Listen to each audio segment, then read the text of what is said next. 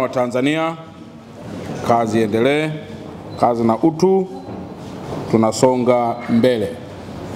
Ndugu waandishi wa habari, nimeona tuitane leo tarehe 1 ya mwezi Disemba 2020 ili tuweze kupeana habari ya masuala kadhaa. Jambo la kwanza niendelee kuwashukuru sana waandishi wa habari wote kwa kushirikiana na serikali, lakini na wadau wote ambao sio serikali katika kuhakikisha kwamba tunaendeleza taifa letu katika misingi ya amani ili tuweze kujenga maendeleo katika taifa letu. Ninayo furaha pia kuambia kuwa mkoa wetu wa Dar es Salaam umeendelea kurejea katika hali ya amani, lakini zaidi pia maelekezo ya Mheshimiwa Rais wa Jamhuri ya Muungano wa Tanzania imekuwa ni kuendelea kuhakikisha tunaunganisha Watanzania na hasa wa Dar es Salaam kuendelea kwa kitu kimoja.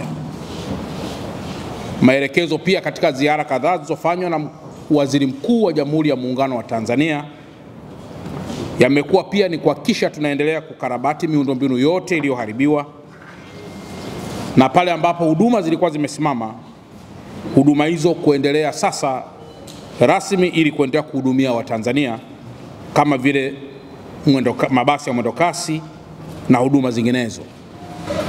Nayo furaha pia kuambia kuwa miundombinu baadhi ikiwemo miundombinu ya mabasi yaendayo kwa kasi tayari timu ya wataalamu imekwishaanza na ukarabati wa miundombinu hiyo, na muda sio mrefu mabasi yote yatarejea barabarani ili wana Dar es Salaam wenzetu waweze kuendelea kupata huduma iliyokusudiwa. Pamoja na hilo pia mkoa wetu wa Dar es Salaam unaendelea na masuala ya kujizatiti katika masuala ya kulinda mji huu katika masuala ya kiusalama. Kwa mtakapoona huko uraiani kuna vyombo vya dola, tutoe ushirikiano kwa pale ambapo tunadhani kunaweza kuwa kuna makundi ya watu katika mji wetu ambayo hayana ama hayaeleweki vizuri, basi tutoe taarifa kwa vyombo vya dola, tutoe taarifa kwa serikali zetu za mitaa ili hatua kali na za haraka kwa mtu yoyote ambaye bado ana viashiria vya kuvunja amani katika mkoa wetu. Kutokana na mkoa wetu kuendelea kurejea katika hali yake ya amani, nayo furaha pia kuwaambia kuwa Mheshimiwa Rais wa Jamhuri ya Muungano wa Tanzania Dr. Samia Suluhu Hassan atazungumza na wazee wa Dar es Salaam kesho tarehe 2 Disemba 2025 katika ukumbi wa kimataifa wa mikutano wa Julius Nyerere kuanzia saa 5 asubuhi na kuendelea.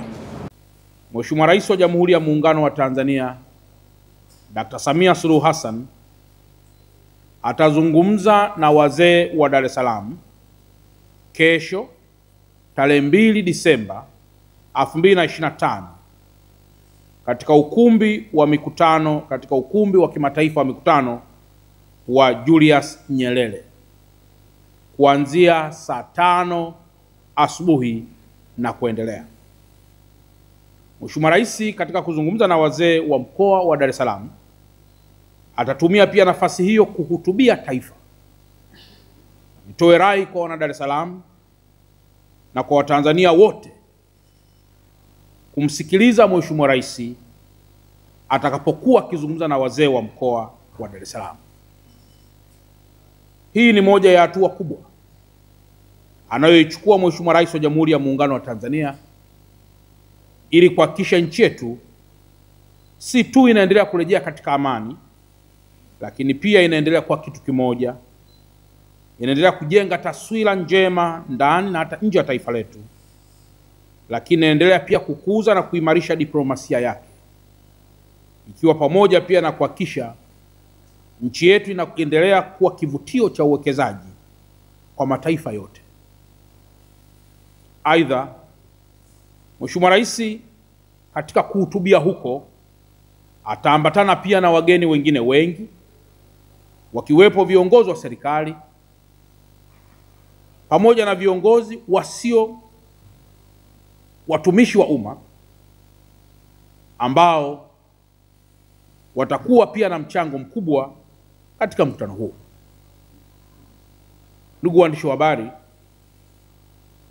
mkutano huu mkubwa ambao Mheshimiwa Rais atahutubia wazee ama atahutubia taifa kupitia wazee katika ukumbi wa Julius Nyerere International Convention Center ni mkutano muafaka